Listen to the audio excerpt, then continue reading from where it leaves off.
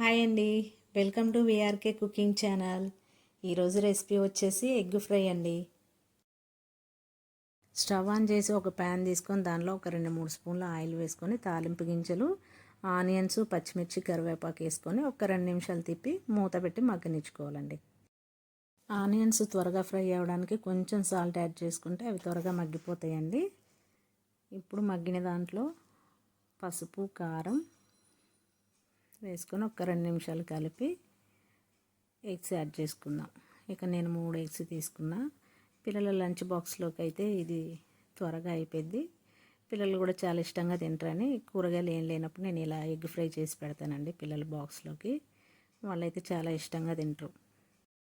అంతేనండి, చాలా simple and tasty egg fry ready అండి.